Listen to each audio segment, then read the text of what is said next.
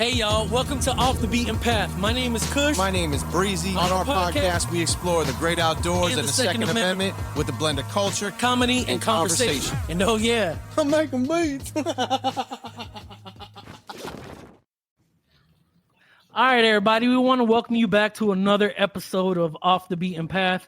Y'all know me. For those of y'all who don't know, my name is Cush, and that's my ginger gnome brother right there, Breezy, aka Rob. And we have an amazing guest. I've been saying that a lot this season. I'm going to let her introduce herself. Des, go ahead. Let the people know who you are and what you're about. Hey, everybody. I'm Destiny Holman. I own Fab Firearms Academy in Conway, Arkansas. So we're a women's firearms school that teaches self-defense, and our target audience is women. Now, we teach everybody, but if you look at our website and our marketing and our social media, it's all geared towards women. So that's our target audience. And we've been in business since 2020. Yes, because we celebrated our 5th year anniversary this year, and so far I try to keep up with the running total, but it's like close to 1,500 women that we've been able to train so far across 7 different states. And so we're just having fun doing this. It started as a business, but I'm not necessarily just in it to make money. I also host free classes for Domestic Violence Awareness Month and for women's shelters. And we just try to keep it open and affordable to the community altogether. Not all of our classes are paid events. I love that. Wow. And now she said a whole lot, right? A lot to unpack there. That was here. Yeah. We need a couple of those. Yeah, definitely. So Des, I know we met a few years ago. I really love what you do and what you stand for, and more importantly, the who you do it for, right? I've always, Breezy and I were really big on empowering women. Yeah. So when we first met, and I found out that you were not exclusively focused on women, but that's like your core demographic. It's 95%. Yeah. I was like almost exclusively. Yeah. Yeah. I was taken aback because that's super intentional. And I want to I absolutely want to dive into all of that. So I guess let's just start from the beginning. What got you started into firearms? So there's a short story and then there's a long story. So the short story is I just turned 21 and I went and bought a gun because I could. So I was 21 years old and I went and did everything that day that I could finally do. So I bought a lottery ticket, which I think I technically could have done at 18, but my parents wouldn't let me. So I bought a lottery ticket and I spent like $5 on it and I won $100 or $200, something like that. So I was feeling lucky. I went and had my first margarita at a Mexican restaurant, and then I went and bought me a gun. So I didn't know what I was doing at the time, but I was like, I'm 21, I'm doing all the things. So fast forward, I had that gun, just that one gun, or I actually purchased 2. So I purchased another one within that same year, but I had just those same 2 firearms for like a couple years. And I was a passive gun owner, what I would consider a passive gun owner. Right. So I didn't really carry. I just kept it at home, locked away for emergencies. I had no training really or anything like that. So I don't know what I was going to do in said emergency. But I ended up, unfortunately, being a victim of gun violence. So I encountered a situation where I needed it and I didn't have it, or maybe it would have been useful to have. I don't know. But it was pretty much like just a random drive-by shooting that I was not the target of. And actually nobody I was with was the target of. I was just out with some friends or whatever. And like the guys even got out the car and approached the parking lot, but they ended up turning around and leaving. So I'm like, what if they would have kept coming? And what if we all had to go just because we witnessed it, and I have a firearm, but it's at home. And so one person ended up being shot, but they survived. I was not harmed, miraculously, because I was the only one standing outside. Everyone else was in the building and the bullets were coming through the window. Wow. That was kind of just all God on my part. But that was the incident that kind of made me like, well, I could have defended myself if this went further than what they did, but my gun was at home and like it's useless there. So at that point, I think that was like 2017 or 2018. I started obsessively going to the gun range. Like, you know how some people become like victims of violence or something like that, and it kind of turns them completely away from firearms. Like, I had this, and I mean, it makes sense because people respond to trauma in all different kinds of ways. But some people, they're like, you know what, I had this ordeal with the gun. I'm over guns. I don't want to deal with guns. But for me, it was the opposite. It was like, well, all these bad people around here have firearms. The laws aren't stopping them from getting firearms. And I have one, but I don't know how to use it. What am I doing? Like, I'm not using my privilege. I'm not taking advantage of my rights. So I kind of just obsessively started going to the gun range, like literally like 3-4 times a week, going to the gun range. And I think that was just my way of like healing myself, like exposure therapy in a way. Yeah. So I got to the point where, you know, I was pretty confident in my handling skills and pretty like, I had gotten pretty good at it. So I started taking classes. The first 6 months, I was just going to the range, like just trying to figure it out. But I wasn't figuring it out. So when I started taking classes is when it really started clicking and I got good at it really fast. So I started having friends and family, you know, hey, can I go to the range with you? Can you show me how to do boom, boom, boom? And I'm like, I have a job. I can't be at the ranch with y'all every weekend for free doing this. Like, those are my rest days. And eventually I was just like, you know what? There's so much demand for it from even just like my immediate family and friends that I want to be equipped to teach them the right way. So I started pursuing an instructor credential, and it wasn't to start a business. It was literally just so I can make sure that I'm teaching my loved ones the right way. And I started my social media account. I didn't really have socials before then, but I started my social media account and I was just posting. My page was private. I was just posting tips and stuff for my family and friends. And they were like, make this public, make this public. So I made a few videos public and they like blew up.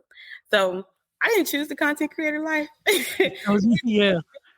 So now I have to keep up with it. And like, I did an interview with Armed Atlas before, and he was like, well, you know, what's your method for creating content? And I was like, I don't have one. Like, I literally just wing. I have an idea, I post it and I go. But it's been like that since the beginning because that wasn't the goal. I was just trying to give people information.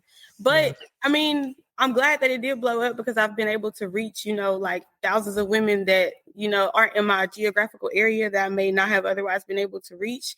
And so, yeah, from there, it just only kept getting bigger and bigger and better. So here we are 5 years later and I'm still teaching. So that's praise God. Wow. You are hold on. Where's it? We need some things on here. We need to I'm skipping over here. Hold on. Yeah, she done said a few things that need some DJ horns. Like, we need a bunch of these real quick. Yeah.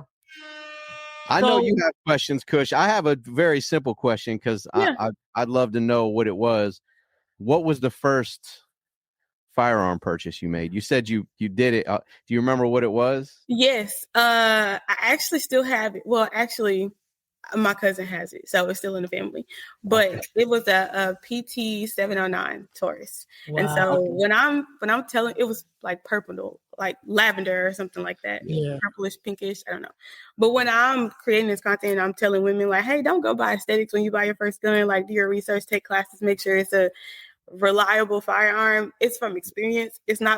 I'm not being elitist. You know, people like to say we're gun snobs or whatever. I'm not being elitist. It's literally from experience. My first gun was trash and it was like $199. So I just got it on a whim. I didn't know anything about guns and that's a waste of money. So that gun was horrible. Open door, which is beautiful, and everything's a lesson through growth. So I love that. Yeah. When you said it, I was like, I wonder what she went and got.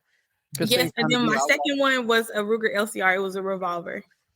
So I just wanted to have one of each, and I didn't know about either at the time, but I wanted one of each. So. Were you carrying the revolver? No. Oh, okay. So not at that time. Later, like once I got comfortable, I carried it sometimes, but I really prefer semi-automatic. So that's cool. Single stack or double stack? My first one, or what I prefer? What you prefer? Double stack for sure. Oh, I think Well, real quick, shout out to our boy Aaron, Armed Atlas. Yeah, he's doing some real dope stuff in the space as well. Yeah, and season 1. Yeah, and also but you said something else. I'll let Cush jump in. I want to ask you about that. Okay, because we're big on faith, and I heard you say God.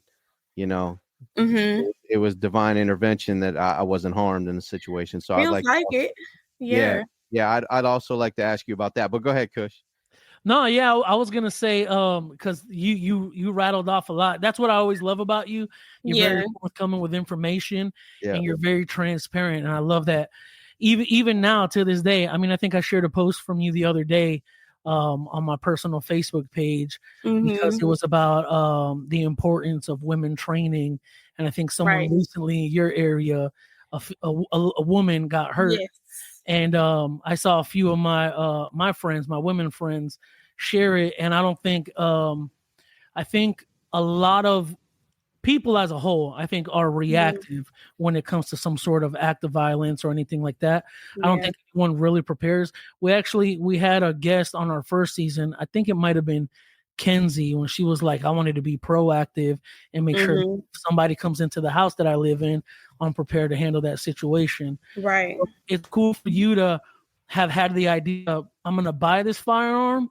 And then when something happened, you were like, nah, it ain't enough for me just to own one. I gotta train with it regularly and really get to know it. So yeah, hats off to you for that, because that's dope. And I know that immediately affects your circle around you, right?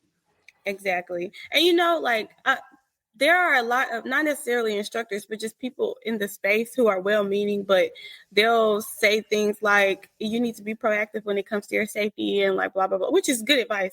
But I mean, a lot of people don't really know what it's like to be a victim of a violent crime and then have to reactively learn self-defense.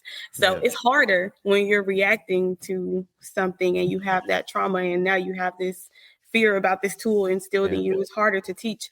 And when I say that to people, it's not in a judgy way. Again, it's from experience because I was that person. So I feel like not only am I female, not only am I a Black female teaching other Black females, but I have a relatability factor when it comes to experience as well. So it's easier for me to work with the women when they come to class and they're nervous. And like I had one woman come to class that she booked 7 private lessons with me. And she could not fire one round until the 7th lesson.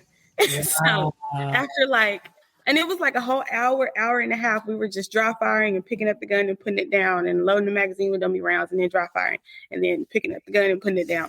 We did that for an hour, 7 times. Was that because of her nerves? It was because of past trauma with firearms, and she was really nervous about it. So, and a lot of instructors in the space, or even like people's well-meaning boyfriends and husbands, they don't have patience for that. And I feel like that's why you need that safer, relatable space in order to learn, especially if you've been traumatized in some way before you try. Beautiful.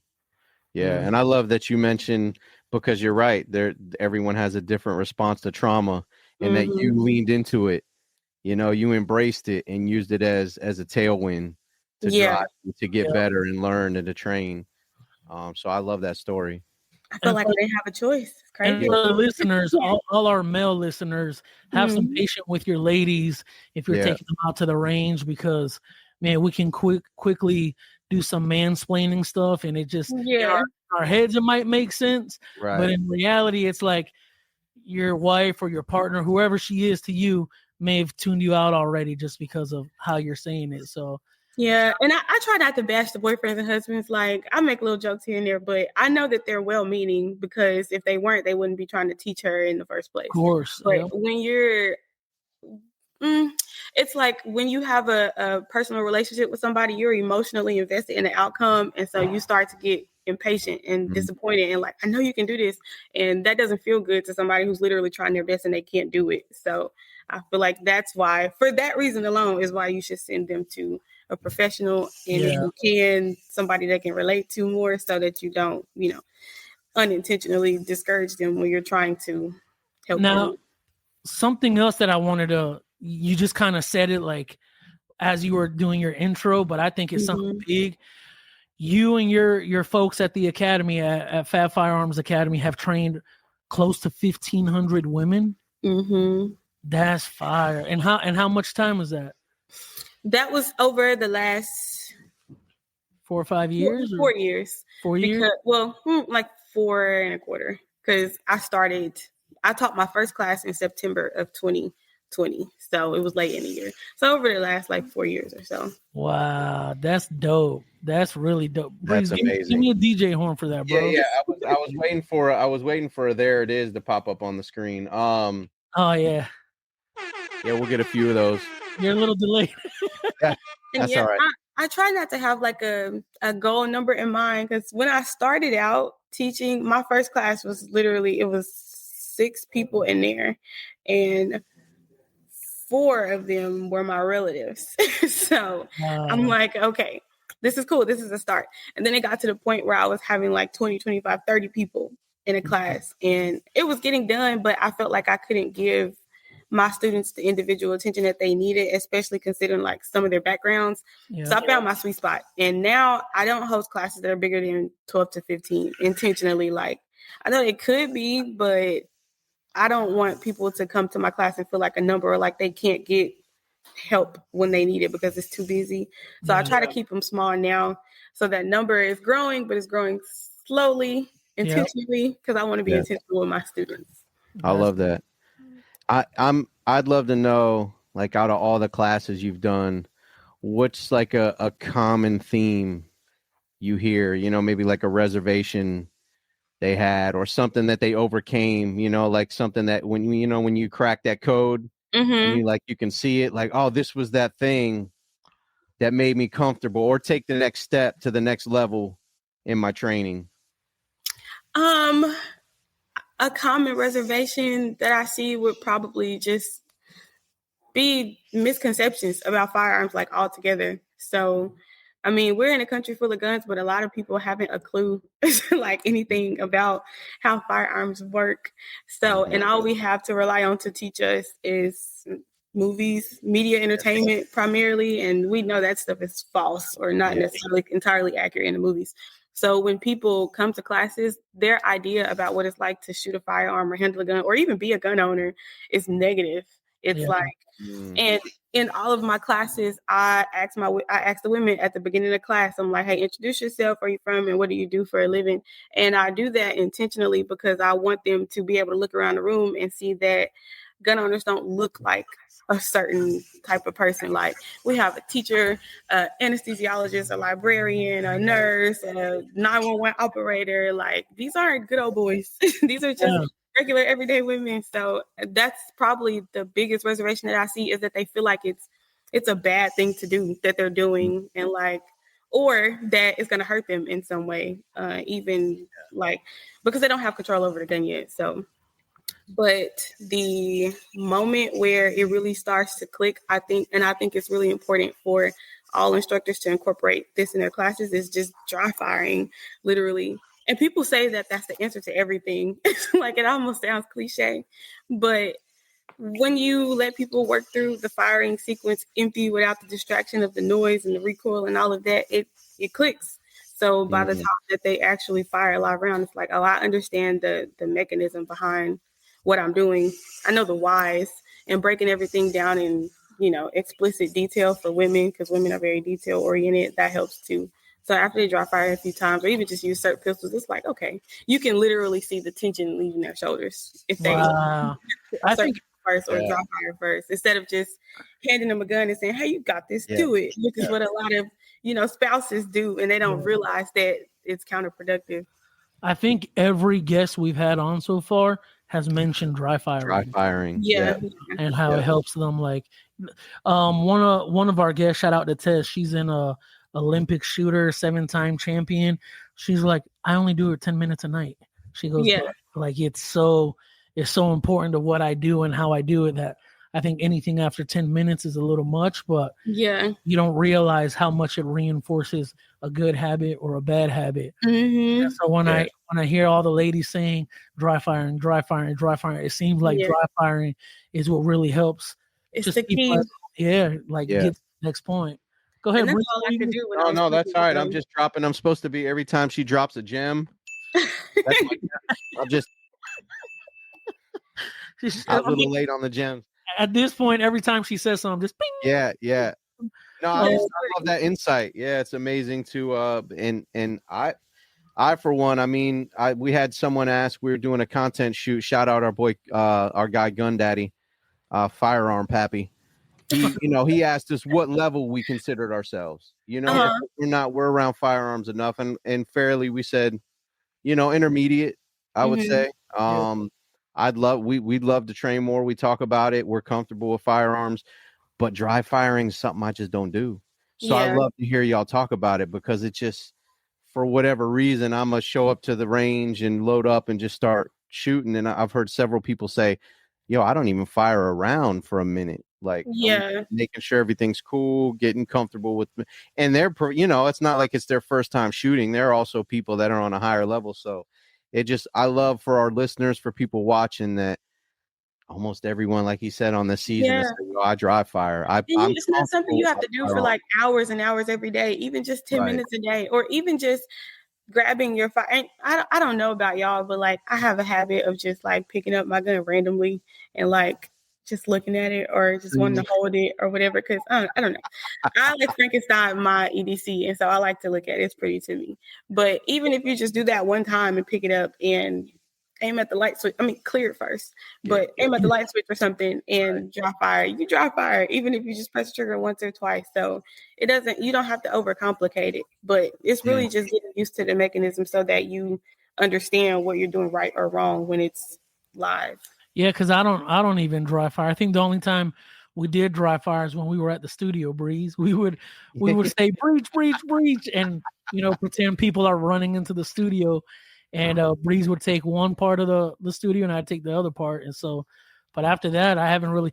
And I'm gonna get into it because I've heard so many of y'all ladies say as well. Because I would consider myself not intermediate, but I'm not advanced either. Like, I know about anticipation and like all that good stuff, and I know how to see it when I'm shooting. But I firmly believe in there's always more to be learned. Me too. Yeah, like, can't be the smartest on the range, because then you just stop learning. You know what I'm saying? Exactly. So like, if I approach everything, like, I'm always constantly, the one thing I'm really aware of is my grip and how I'm handling the firearm, because I want to make sure that I'm at least very consistent there. You know what I'm saying? But that's a great word. That's me.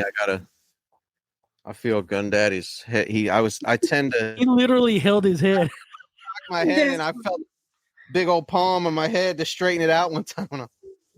He's like, stop doing that. So, but it's just now. Yeah. It's not even. It gets to where it's not even. I'm not actively thinking about it. It's all muscle memory. Hold up. Yeah. Hold up. You know what I just realized? What's that? You ain't played what you're supposed to be sampling. We're 20 minutes into the conversation. You ain't. It's been. He was like, and I do that, and 5 and 14. Yeah. So I'll just play it. The night is so clear. Okay. That's what you're gonna chop? That's the old record. Mary Wells. Who is that? Mary Wells. Hold on. So tell me, baby. Oh, that's the part you're gonna take, ain't it? We'll see. We'll see where that goes. Wait, what are you using that for? So he chops right now. See my little. Yeah. Mm-hmm. He'll chop that beat while we talk. I'm about typically. That's why he said we're 20 minutes. Wow, we're 23 minutes in. Typically, I'm like, hey, what's going on? Let me say what's up. Yeah. And then I jump over here. We do that 15 minutes ago, and I'm over here messing with the beat. But that's all right. Now you gotta whip something up quick. Nah, I gotta. Yeah. Stir the pot. That's dope. It's cool that you can multitask and do that, because I suck at multitasking. Kinda. Sometimes I'll be off in the headphones in the rabbit hole. But sometimes I'm trying to like pop in and pop out. But what's dope about him doing that, Dez, is that he can make a beat pretty freaking fast. Yeah, that's one of the reasons why we decided off the beaten path, because it is the crossroad of faith, culture, and music. And we used to own a recording studio, so I was like, bro, you got to show how quick you can do this. You know what I'm saying? And that's one of the reasons why we're asking you about your story and how you got into it, because for so many of us, we do come from the city, or we are urban folks moving into the outdoors and guns. Like we said last season, Breezy and I owned a recording studio. It was 1,500 square feet in the middle of the hood, and he was like, bro, you got a pistol? I was like, yeah, of course. He's like, you gonna carry it? I was like, yeah. And he goes, you got a license? I was like, I don't need a license. He goes, yeah, you do. I was like, what? He goes, you need a license to carry a pistol. I was like, no, I'll just, keep it tough. If I need it, I need it. He's like, nah, bro. He goes, you need a license. And he showed Now me how we have to to get you together. Well, so I always say shout out to my brother Breeze because he helped put me on getting my concealed carry. And now we don't need it in Florida, but we still keep them fresh and renewed. Because, reciprocals. We can walk with firearms at the shows. Yeah, that too. We can buy a firearm and walk out. Right. Yeah, that's one of the. I don't know any other. I guess just to have it, it's nice in case you do get. I think it's still good to have. Like, I mean, granted, I don't agree with any like requirements that it has to be had, but I feel like people should just have the wherewithal and the common sense to be like, I mean, this is a daily tool. Why would I not want as much education as possible? So even as an instructor, I keep mine active. Same, and I'm not an instructor. I just rather have it on me and have that peace of mind that if I'm somewhere in the South, I can say, hey, yeah, I do got a firearm on me. And then reciprocity. So like you said, not even just in Florida, but anywhere. Yep. So anywhere that accepts your license. All right. So now we got up to. So what made you want to start Fab Firearms? So when I was teaching my friends and family, and I went and got the I forgot who just said it, but one of y'all just said something about like doing things the right way or whatever.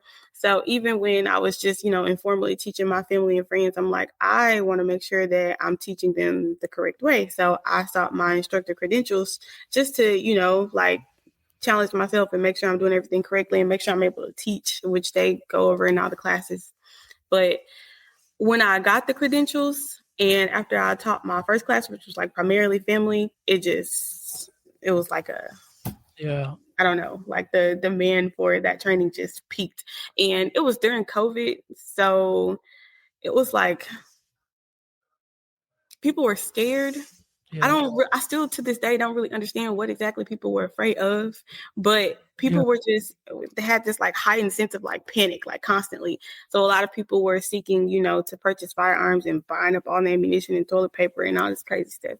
But I think that's the year that women became like the fastest growing group of new gun owners. So my demands literally skyrocketed, and I wasn't intending to make this like a long-term venture in the beginning. It was just my hobby. And it's like, I'm going to teach, my close friends and get paid to do it. So the business was born from that, but it just, it chose me. So I was not imagining it going to this height. So it just kind of worked out like that. And that's why I'm still in business. And you've had some dope features, right? There's been some pretty massive media outlets who have featured what you're doing. And speak on that. I did a event with Gun Owners of America in Fort Worth. I believe it was Fort Worth, Texas, a couple years ago. All purple. No. That was something different. So the all purple event was something that I hosted here, and then we had like the news come out and cover it and all of that. But the Fort Worth event that I did with Gun Owners of America, they pretty much just asked me to come and like teach a group of women out there for their event. And it was like 40, 50 women in that class. I think that was the biggest class I taught so far, but not alone. It was like other female instructors there. But we had a really good time. And the Washington Post reported on that event. So that was cool. I had a student, the New York Times reached out to me and asked me about, some of my students who had gotten into firearms during the pandemic. And so I gave them the contact information for this one girl. Her name is Victoria Chambers, and she's so dope. I'm actually about to bring her on to Fab Firearms Academy as an RSO. But since I met her in 2020 or 2021, one of them, but she's consistently comes to like every single class that I have. Like she's so dedicated. And so when they asked me, I immediately thought of her because she was the person that, she came, she had reservations, but she came and she saw it through. And then she consistently kept up with her training. So the New York Times featured like a whole segment on Victoria and like some other people around the states. And then I had the recent Women's Insider, which that was just an email they sent me like, hey, we'd like to feature your business. And then of course the local news have been to several of our classes and events. Now the all purple thing that went like mega viral, that was ridiculous. We weren't expecting that reaction either, but we had celebrities and politicians and all types of people sharing those photos, but I did that for charity. Really, it was a charitable event. Like, we didn't make any money from that event. We had charged the women, like, it was like a nominal amount of money, like $40 to, come take some pretty pictures with guns and wear purple, because we were just trying to share the pictures and like bring awareness to intimate partner violence and Black femicide during Domestic Violence Awareness Month. And so the pictures were just meant to be a statement. And the money that we raised, we donated to March for Black Women and Girls, which is a nonprofit organization here that highlights Black femicide. So we didn't make any money off of it. We just did it because we wanted to make a statement, and it just blew up, and it was all over the place. So everybody still sees those pictures now, and they're like, "What? I know her," or they don't realize that it's me until they find me and see my website. But yeah, that was dope, and we're gonna do it again this year. So we're actually planning it for October, which is keep us in mind, because any way we can support, we will.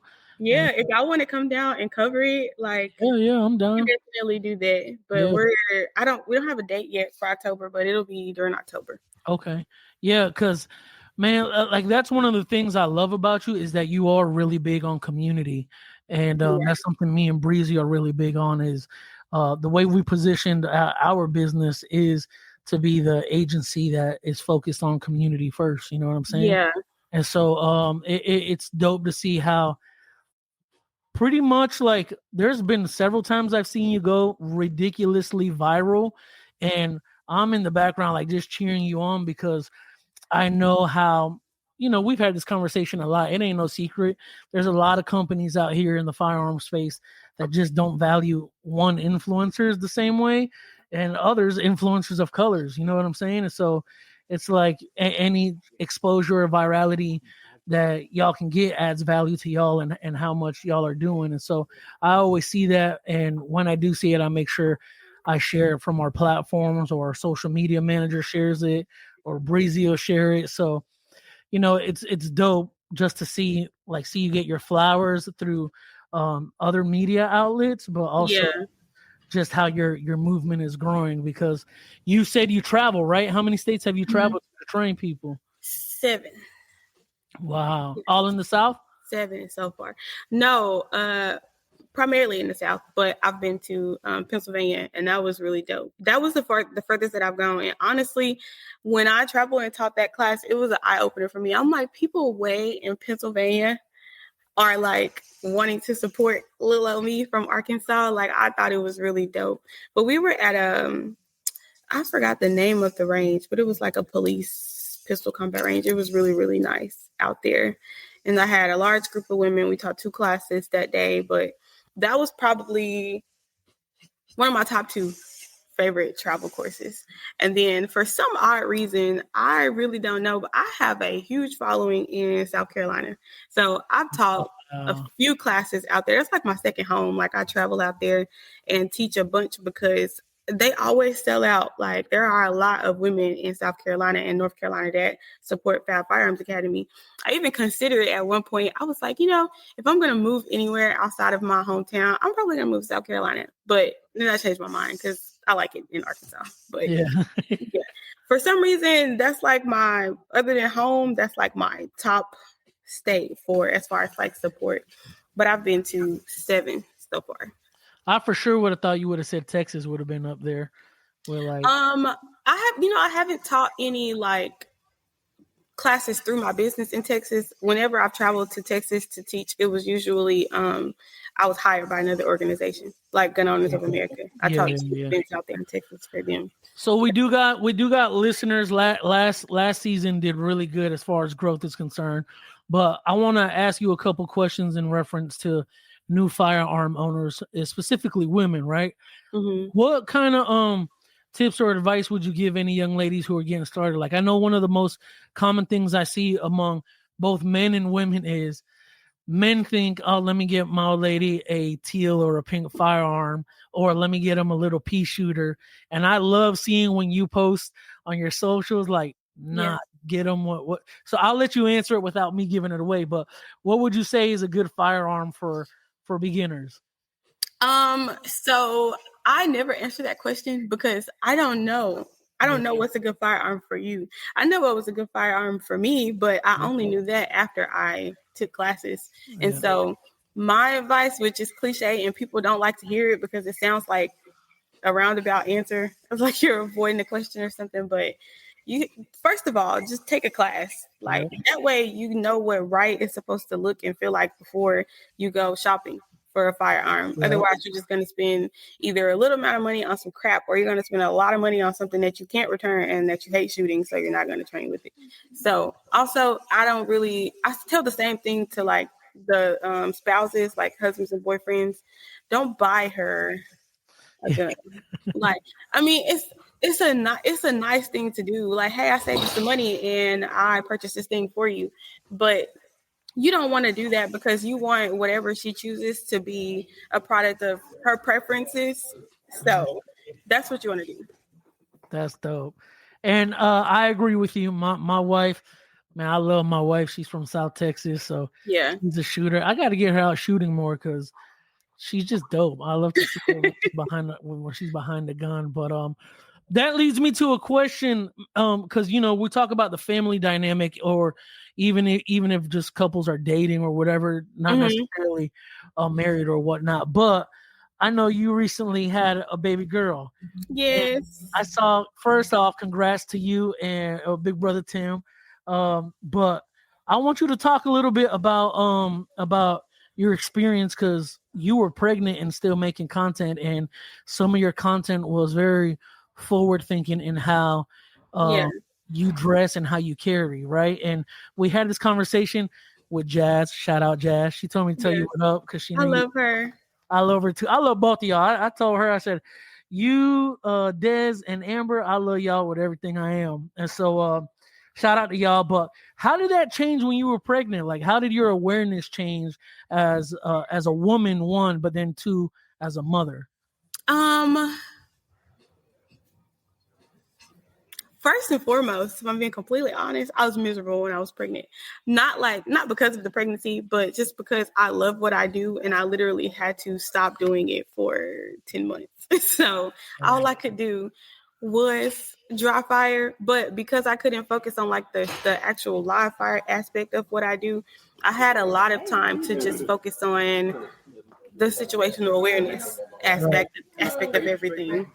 Right. And like, one thing that we spoke about with Jazz was like the situational awareness when you're actually having to go outside, right? Because like her, she told us, I was still carrying when I was out in public pregnant, but I had to be conscious of how I carry, where I carry, exactly, on body, and you want to protect the bump. Exactly. Yeah. So can you talk a little bit about that from your experience? Yeah, when I started showing, when I started getting big, I carry usually high appendix with my comfort concealment belt. And so I could do that before because my stomach was flat. But when it started rounding out, if I do carry in that same position, it's literally sitting here, pointed down at my belly. And I know it's in a holster, and like any other time it would be pointed down towards, unsafe areas. But I just felt weird about having my muzzle oriented towards my baby bump. Like, I don't know. So I stopped carrying that way, and I got a cakes concealed bag. Yeah. The little purses that have been going like really viral. So I got one of those, and surprisingly, I love it. I love that bag. And I'm not really a fan of concealed carry purses and off-body carrying, but the difference with that bag is that, for one, it doesn't look super tactical and obvious. Like, I've gotten, fanny packs and different things to try out, but if you are in the gun space at all, not even an instructor or even just like an enthusiast or whatever, you can spot those from a mile away. And I feel like the point of concealment is for it to be concealed incognito also. Even if it's concealed, like, it still needs to be, I would have never known that you had that on you type of thing, So that's why I don't really like a lot of the fanny packs. They look tactical, and they throw off my outfit too, like depending on how I'm dressed. Man. But the concealed bags, they're cute. Like, they just look like cute little crossbody, and they're easy to deploy to like pull it down and access your firearm. So you can fit, they just came out with XL, I think. Look at me promoting them. But it just came out with an XL bag, I think. But I have the smaller one because I either carry my P365 or my Bodyguard 2.0, and that's all I need. But I actually still carry it back sometimes, even though I'm not pregnant anymore, because it's just so convenient and like easy. But I can finally carry the normal way again. But during pregnancy, off body carry was all I could do comfortably. Yeah, man, you know what? And I like what you said. Shout out to you for saying what I think most of us think about and us say. Me and Breezy have said this last season too. Is the point of concealed carry is to conceal it. So yes, when me and Breezy, like, we still dress the way we dressed before we even took shooting serious. But I see dudes who start training and all of a sudden now they're wearing tactical gear. But it's like, you look so obvious though. Like that's not the point of or it. They have the shirts that say like don't tread on me, or like and I just look and I'm like, man, I literally had this conversation with Breezy and my brother. I'm like, now if things were to go sideways, who do you think everybody thinks has a gun on them first? That dude. Tactical Tony. Yeah, Tactical Tommy. Because I mean, really, you are supposed to conceal, and the point is to not let anybody know you have it on you. And to kind of touch off that, I see you got your nails done. I told Jazz and Tess, one of our other guests, I love when ladies still keep their nails done and still get, look feminine and have this energy to them, because just because you carry don't mean you can't be a lady. You know what I'm saying? Like, I feel like it's counterproductive to tell people that when they are trying to learn how to defend themselves, they have to literally change everything about themselves and their identity, because that turns people off. Like, it's like, oh, you can't dress how you've always dressed. You gotta dress super tactical and wear a belt and pants every day as a woman. Like, who's realistically doing that? I mean, granted, when we go to work into the range, that's how we dress because it's secure. It makes sense. But just in everyday life, we're not dressing like that. We're not getting rid of our whole wardrobe and all of our dresses and stopping our beauty routines to be able to defend ourselves. We shouldn't have to. And fortunately, like, during the pandemic, a lot of good stuff came out of the pandemic. But during the pandemic, when women started purchasing firearms more, a lot of companies started trying to appeal to their female audiences more. So you had like a surge of products that were designed with women in mind. So now, thankfully, we have options to, keep our same style of dress and identity and still carry and be protected. So you don't really have an excuse. And I also just posted a video the other day, or maybe the day before yesterday. My days just run together now. But I was talking about, I had a student come to my class. She has some really long nails. And I recorded her intentionally because I know how like a lot of and I got a permission, but I know how like a lot of male instructors feel about women wearing nails. And I'm like, it's literally not that deep. Like, granted, if your nails are a certain length that you're not used to or whatever, or I mean, even if you are used to it, it can like deter you from handling a firearm properly. Period. But you have to be able to just give the person the information that they came for and let them figure that out on their own. You can't have them walk in the classroom and be like, oh, you got to cut the nails or you got to go. Like, she's trying to learn how to defend herself, and you're literally turning her around at the door because of her nails. Like, crazy. No, don't do that. Don't start mocking her, judging her, laughing at her, telling her she needs to cut that before you do anything for her. Just give her the information that she paid for. And so the more that she progresses on her journey and like figures out what guns she likes and how to actually, the fundamentals of fire, how to actually shoot, she'll realize for herself, you know what, my nail is too long. It's getting in the way of me pressing the trigger. I can't practice my right. My nail is too long. Just educate people. She has to have that realization, like you said. And you know what? That's one of when me and Breezy go to these events, or anybody on our team goes to these events, like in the space, we do see a lot of people tacked out.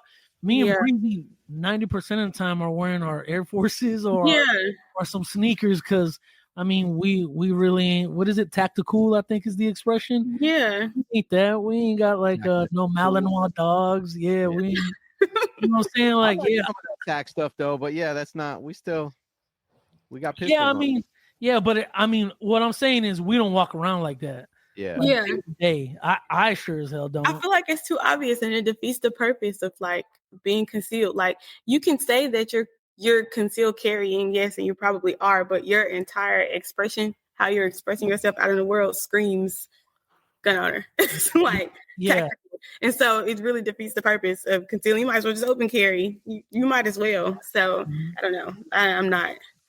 I feel like people should just be able to stick with their style, dress how they want, as long as it's efficient. But you can't just turn people around the door and say, hey, you're not dressed efficiently. Your nails aren't efficient.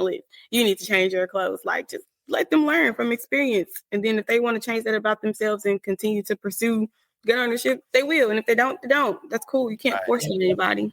But maybe on the flip side of that, if you look like you just jumped out of the Call of Duty lobby, no one's going to run up on you. You know what I'm saying? I don't know. Or you'll be the first to go. Like the Call of Duty lobby. You know what I'm saying? They gotta. Yeah. So Des, I know I asked you about what should a first time gun owner get as far as a firearm. Mm-hmm. You said you kind of really don't have a response one way or the other. Just go get comfortable and figure out what you like. Yes. Do you recommend a certain caliber? As far as like for self-defense or just learning? Well, yeah, whatever, either or. Like if someone goes to your class and says, man, I don't have a firearm. Is there a certain caliber I should own? What would you say? So I stick with 9mm, and I tell them that's just my personal preference. Because again, all of this stuff is subjective and based on your personal preference. Yep. So I let them know that, but it depends. So if I have a student who, like the lady I was telling you about before, that was just really anxious and nervous about even shooting one round, then I'll start them small, but only in those instances. So most of the time, I literally just take my students straight to 9mm because I don't want them to. It's not like I don't want to baby them. Like, I don't want them to get used to that and then be like, okay, I'm going to stick with this. Like, no, what you're going to get used to is 9mm. So from there, it's only easier. It's like, instead of starting small. Oh, sorry. Yeah. Do you think it's counterproductive to train with a firearm that you're not carrying? Or like always try to train with the weapon you're going to use on yourself, on your person, if it's self-defense? I don't want to say that counterproductive is the word, but you should train with the one that you're going to carry. Yeah. But I also don't see anything wrong with like just practicing with various firearms to getting used to different platforms. So I would say it's 50-50, but I got to give a shout out. Primarily be training with the gun that you carry because that's what you're going to have. I got to give a shout out to our brother Spook. Remember Spook from the studio, Breeze? Yeah. This brother, he's a young brother. He's probably like maybe our age. We got to have him on the show one day, but man, he had 5.56, 223, 300 blackout, and he came into the studio one day and he was like, Cush. I was like, yo, what up? He's like, man, big dog, I think I'm gonna just get rid of all my calibers and just go everything 9 and do PCC. I was like, what? He goes, yeah, think about it. If everything goes sideways in the world, what's the most affordable caliber? 9mm, and it's accessible. Everybody can get that. You ain't got to like order and wait for it. And I was like, yeah, I think you might be right about that. So he actually sold all his ARs and went for every 9mm. So yeah, we talked about that before, me and Tim, and we were talking about if it was like a end of the world situation and you could only take one gun or one caliber or whatever, what would you do? And I would take a 22. Really? So, yeah, because if you think about it, it's cheap. Yeah, like you can fit like 500 rounds in each pocket. Yep. So in your pocket, so you're not gonna run out of ammunition versus a zombie in the forehead. Yeah, it's heavy to transport, and those skulls are already soft anyway. I mean, I would think because they're dead, but if you hit them in the right spot, then you're good to go. Yeah. So I'm like, I would rather have 22. It's lightweight and easy to transport if I'm going to be. What did Tim say? Because I'm thinking like a Walking Dead type of situation where we're constantly on the move. So who's going to carry around big ammo cans, 9mm everywhere they go when you can fit 1,000 rounds in your pockets with 22? So I have the idea like one long rifle and a pistol for everyone in my family. Yeah. Because then but then the downside of that is, what if you have various ammo calibers, right? Like what if this one's a 5.56, that one's a 300 black? Then it makes sense. Like Spook said, just standardize everything and get the ARs and just do PCCs and go 9mm everything. And when you have rounds for one, you have rounds for all. Yeah. Breeze, what's up with that beat, bro? It's here. It's simmering. It's all right. It's simmering right now. So I jumped out. I had the headphones on. I originally, when you were telling the story of how you were in the, there was a shooting that you were involved in. I heard you speak about, God intervened, and have you? I just wanted to ask: have you always been a woman of faith? Did that change your faith? Did it, grow stronger after that incident with the shooting? And I wanted to know about that. I always have been. So I grew up in the church. I grew up going to church, and so that incident was kind of just like a reminder. It wasn't it was a pivotal moment, but not a pivotal moment that like changed my faith or anything like that. I had always grown up in the church. Okay, that's cool. So I don't know. Mary and I were over here, Mary Wells and I, and this thing, you never know when you start cooking. Sometimes it takes a left, it takes a right, it keeps going straight. But I don't know if y'all would have thought that I was going to get this out of that we played at the beginning. So I'll let y'all hear this. But this is what I got.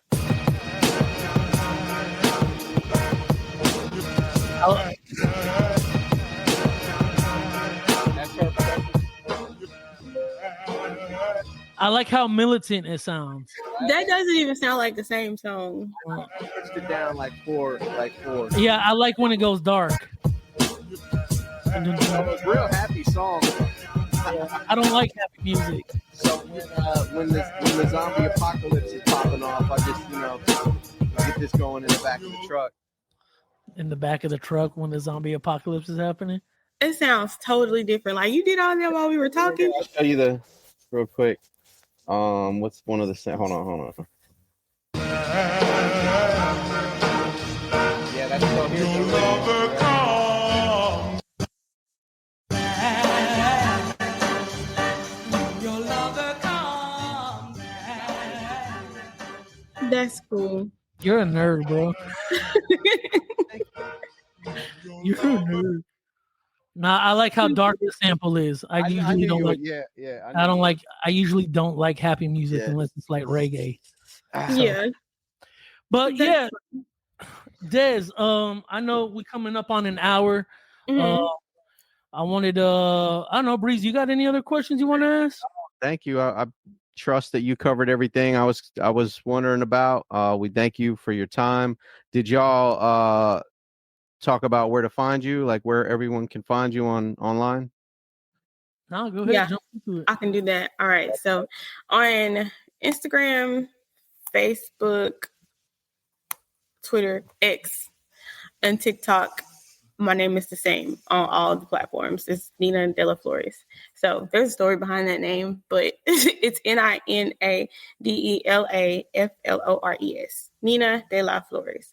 So when I first started my social media pages or whatever, it wasn't intended to be a business account. So I literally just made that my username because my mom used to call me her flower child, her special kid. So the flower child in English was not available, so I had to put it in a different language. And that's where that name came from. So, but as my business grew, it just kind of stuck. And people started calling me Nina, like as a moniker for like 9mm. And then it kind of made sense. Yeah. So when it got to a point where my page was so big, I was like, it makes no sense to change my name because then I'm going to have to rebrand all over again. Yeah. So now I just go by Nina. I mean, my name is Destiny, but people call me Nina. That's my nickname in the industry. So that's my social media account. That's what I called you. Remember the first time I was like, "Are you Dominican?" And you were like, "What?" I was like, "Della Flores." And you're like, "No." She gave me the whole story. But it's dope because look, you're sitting in front of a flower painting. So yeah. Oh yeah. And it's pretty too. Like that. Yeah. So Des, thank you. We appreciate you having this conversation with us. We're excited. Are you going to be at SHOT Show this year? I plan on it, yes. Okay. So I didn't get to go last year, so yes. Hey, Bree, she's planning a shoot in October. I'm going to talk to her about that, see if we can make her way up. Yeah. Because we're in Florida. So, shout out to you. Shout out to your movement. We love what you're doing. Thanks for having the conversation with us. Thank you. And, man, thanks for tuning in to another episode. And we'll talk to y'all on the next one. Bye.